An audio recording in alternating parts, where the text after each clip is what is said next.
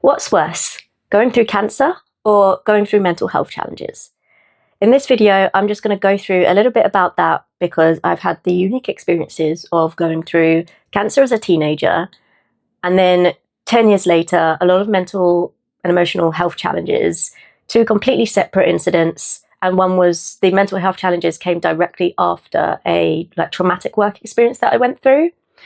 And when I was going through that experience, and I was experiencing a lot of anxiety and a lot of depression, and I couldn't help but wonder, how is it that I went through 2.5 years of chemotherapy treatment, 2.5 years of going through this cancer ordeal, and I didn't have a lot of mental health challenges. I didn't have depression, I didn't have anxiety. I never really experienced either of those things up until this point. This point, I was 16 to 18, and at this point, I was like 26 to 28. It was around that kind of age group. And when I was thinking back, I was like, what was it about that experience that kept my mind intact? Because I could have easily fallen into that hole of mental health challenges, depression, anxiety, all of those things, but I didn't. And yet I go through this traumatic work experience and all of a sudden, I'm just spiraling into this deep, dark hole. And when I was during this experience, that I was wondering, what were those factors? How is it that that can be? Surely having cancer is worse, really, in theory. And when I was thinking about it, I came to awareness of three things.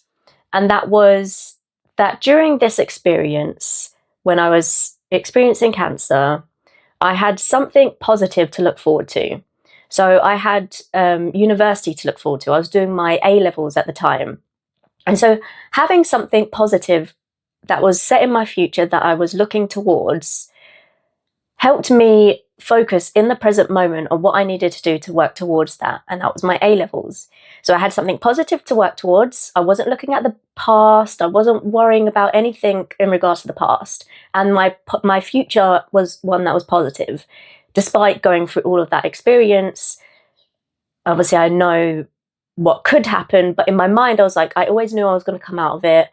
And I had my eyes set on university. I can see myself at university with a full head of hair, having a great time with friends, etc. And in order to get there, I needed to work on my A-levels, and which kept me focused on the present moment, and that was to do well in my A-levels. So that was two things. And then the third thing was, because cancer was such a visual, biological problem, you can measure it with a blood test.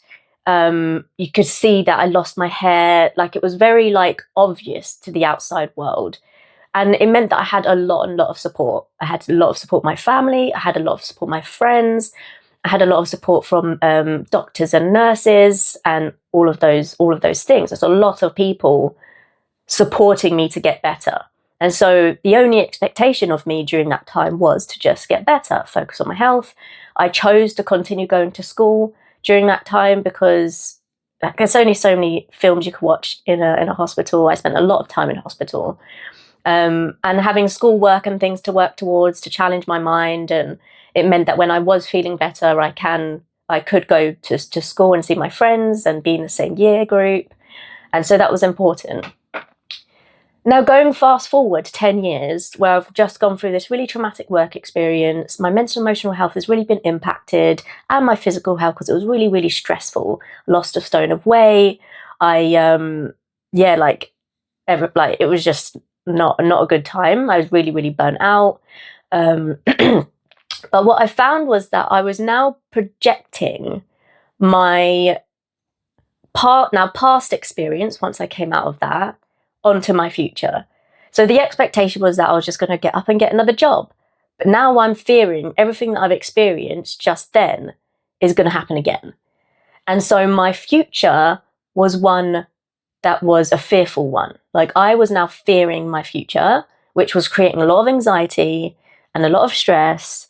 And anything in regards to work and jobs was just really triggering for me. I was getting a lot of heart palpitations, I don't know, like it was just causing me a lot of anxiety and a lot of stress, just even the thought of going back. And even when I did shortly after, I was there like treading on eggshells, because I can see there was a lot of politics in this particular company. And I was like, the moment I'm roped into this politics, like I'm out of here. Like, I did not want to go through that again.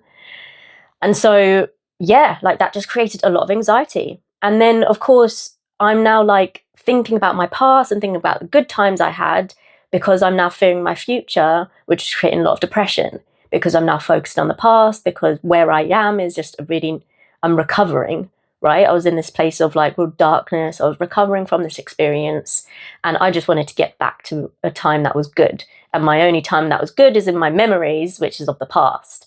And so I was in this like really deep depression. And so when I was comparing the two, I was thinking like, okay, if having something positive in my future kept my head pointing forward, so I'm no longer looking at the past, I've now got something interesting or exciting to look forward to in my future, which keeps me focused in the present, or has something that I can work towards in the present that can keep me moving forward, then maybe that could help me come out of this hole that I was in. And so I decided that I was going to go traveling and volunteer abroad. But what I didn't want is to go traveling and the whole time be worrying about what I was going to do when I came back home, because I didn't really have anything like scheduled. And so I decided that, okay, if jobs are really like stressing me out, and that seems to be the expectation, maybe like I just go back and do a PhD. Like if university was something that I was looking forward to back then maybe it can be something that I can still look forward to now.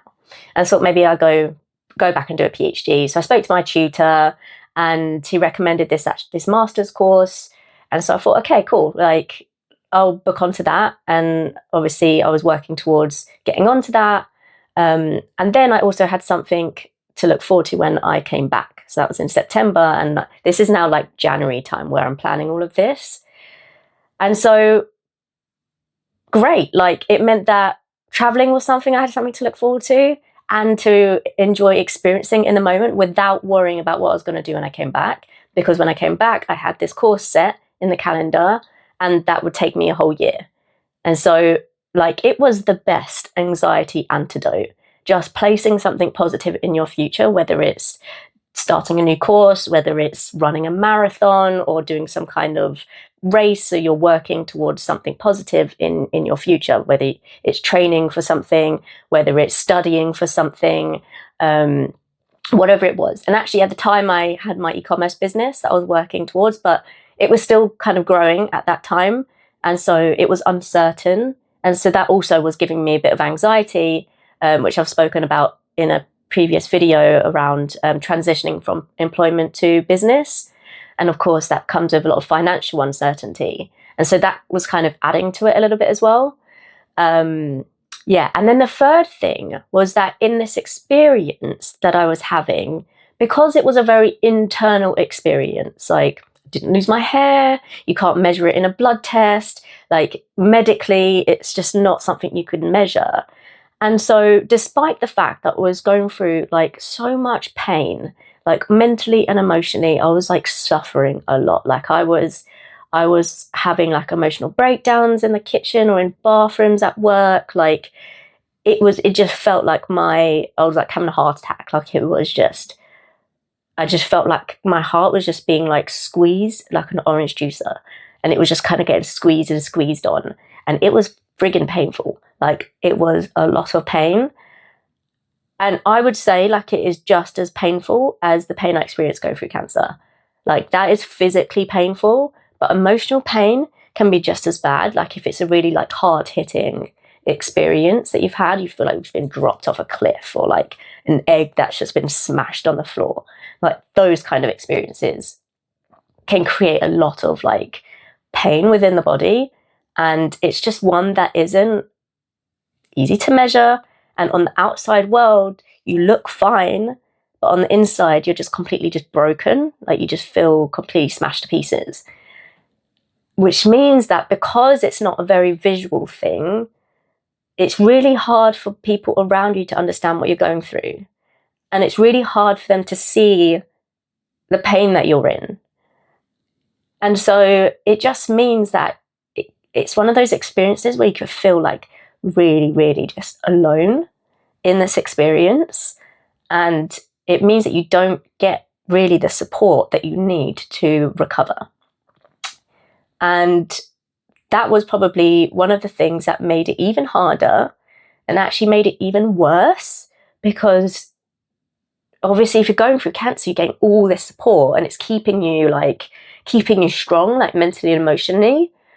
But when you're going through something like this and you've got nobody around, or like you've got your family, you've got your friends, but they really understand, they might be making comments like, oh, just brush yourself off and, just get another job. And like all of these things that just aren't really helpful. And yeah, it's just one of those things where you could just feel really, really alone. And I thought I'd just share that with you because it does make the situation so much worse.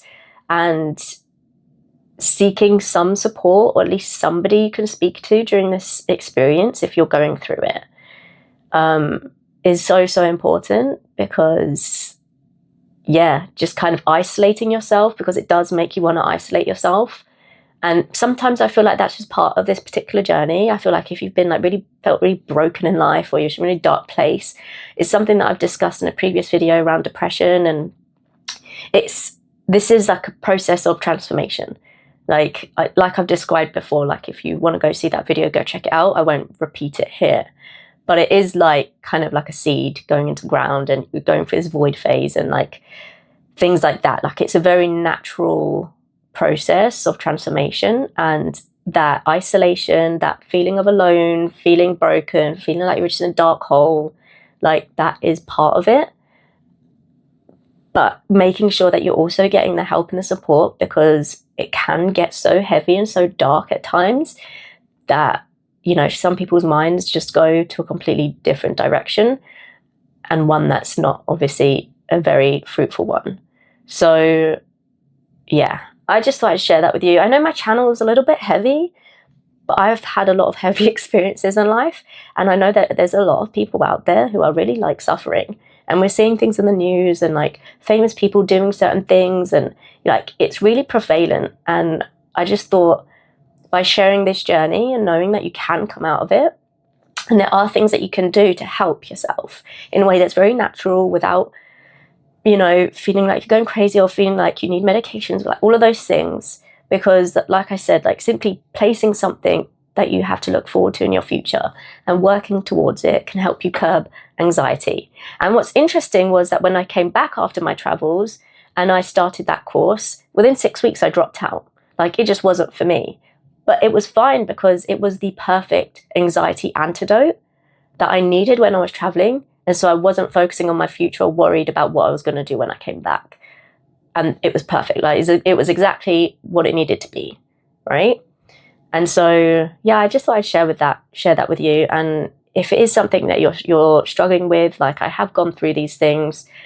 I've had a lot of experiences. I've had a lot of trainings. And yeah, if this is something that you need some support with, I could be a mentor to you to help you talk through some things and get you in the right direction.